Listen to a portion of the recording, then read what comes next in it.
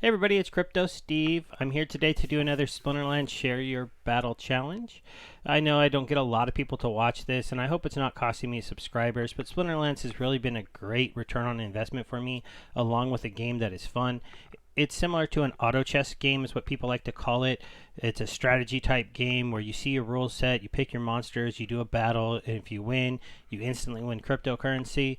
You win enough times on a quest, you instantly win NFTs every single day, and at the end of the season, you get season rewards as well. So it's really fun to play the game, and every week they do these Share Your Battle challenges. You make a video or you make a post about a battle with a theme, which is usually a card. Sometimes it's a rule set, sometimes it's something else.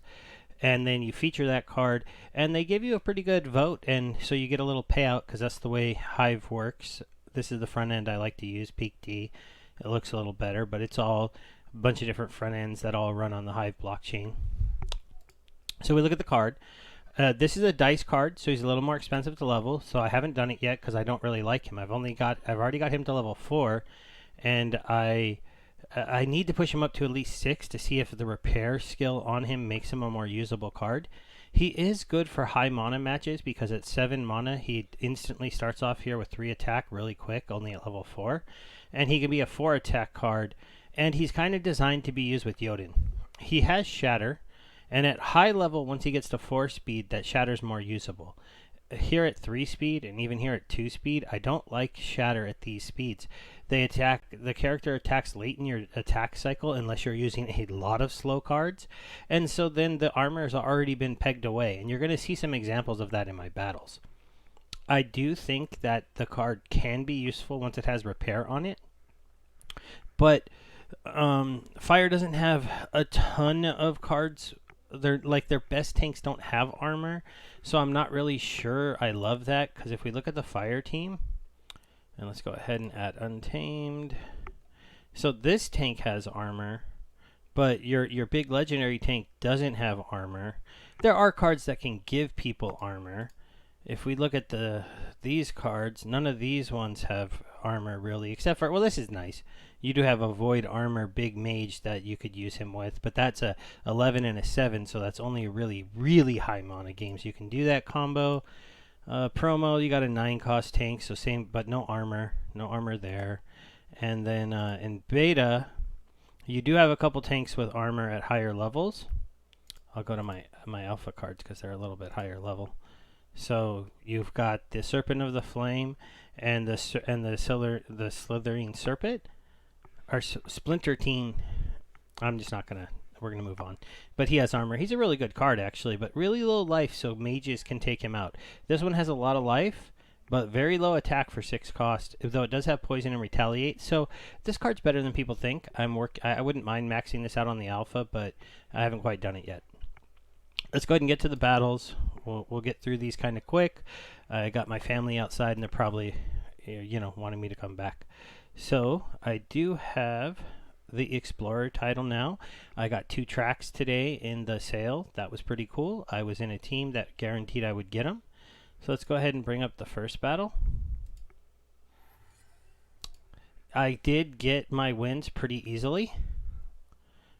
This matchup was just somebody who did a very strange matchup.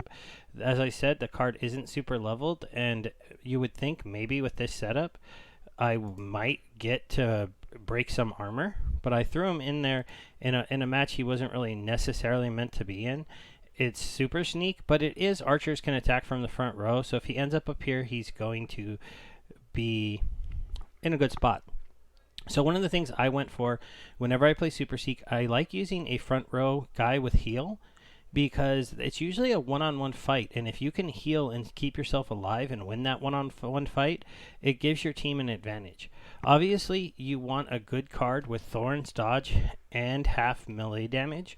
To sit here is a great card. He went with a shielded character and armor, so that's pretty good, but the Thorns and Dodge makes it so this guy's going to be hard for them to kill. He also made a mistake, in my opinion, of going with an opportunity monster, even though this is a good cost per damage, so maybe that's okay.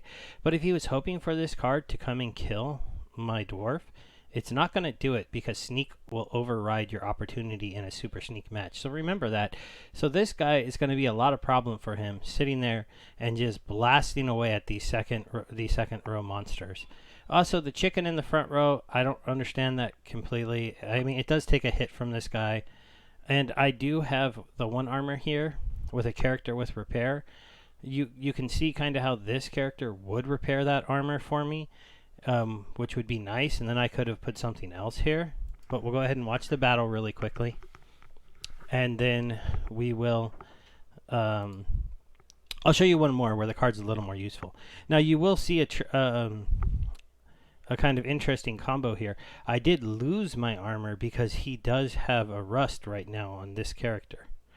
Right there you see the retaliate come into play. You see the thorns weaken somebody. I even missed with my attack with my featured card, so this wasn't a really great example of how he can be used, but it was a good example of a well-designed team.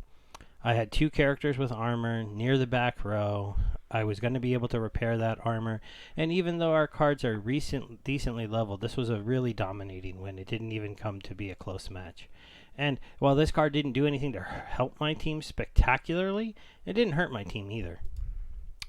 Now we're going to look at one where I just did, where he played a little bit of a better role, and this is what I think this card is kind of for, and this is for Jotun high mana matches. So I'm going up against a team here with a lot of mages. They have healed. They're going to have a whole lot of life.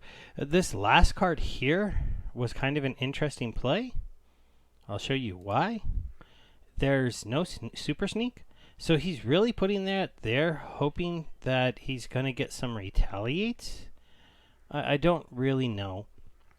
Because it's 46 mana and no legendary monsters, I went with the goblin tank here, and then so I went with 2 high life cards to sit in front of my archers, and I put a big archer in the back in case somebody did do sneaking to try to not have anyone back here that would die super quick. And I would normally have, if you leveled this, you would be repairing this armor. So that would be a nice combo. I do need to get it to level 6 to be able to show that kind of part of the combo. But you will see here, it does end up with a 4 attack splash damage with Jotun. And it would be a 5 attack splash damage if you had it at max level. So then it'd be doing, I believe, 5 and 3. I'll see. I'll double check what the what my orc does, because it would have the same attack. So 5, 3. So having another 5/3 attacker would be pretty brutal, and that one only costs 7 mana and has repair, and it has faster speed too. Because like I said, the one thing I don't like, and I didn't really get to show it very much because it didn't really work out, but shatter on a 3 speed, if you're running into a team where everyone has armor, it might matter, but a lot of times you're not gonna really run into any armor. See? Because she went so late in the turn that didn't even matter. But it was another dominating win. It's a big ranged archer, and it's meant to be used with Jotun Zeku. So it's a card that made Jotun even stronger, which made sense because it came out a little bit after Jotun. The red team used to be mostly melee damage. It used to be a lot of good attackers and good for all the melee fights, and now it's became a team that can be used with Selena or be used with Jotun and have some really powerful archers, which has made the fire team a lot stronger than it used to be, for sure. One of the strongest teams in the game from one of these weakest teams in the game. Or maybe not weakest, but it was behind Earth, it was probably behind Water, and now it competes with any of those teams almost in any rule set. So at least the higher ones when you can use Jotun, and the lower ones it can get interesting with some other combos. So I hope you're all having a fun day. I hope you all had a great Thanksgiving. I hope you spent time with family, and I hope you are playing Splinterlands, and I'll have a link below for anyone that wants to get into this game and wants to start earning money doing posting.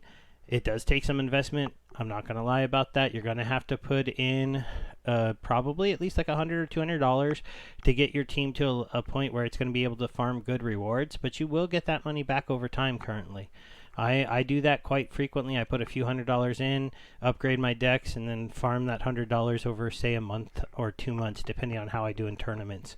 And it works out. So I hope you're all having a a great day one more time, and I'm going to say goodbye and go out for some more time with the family. Thanks. Bye.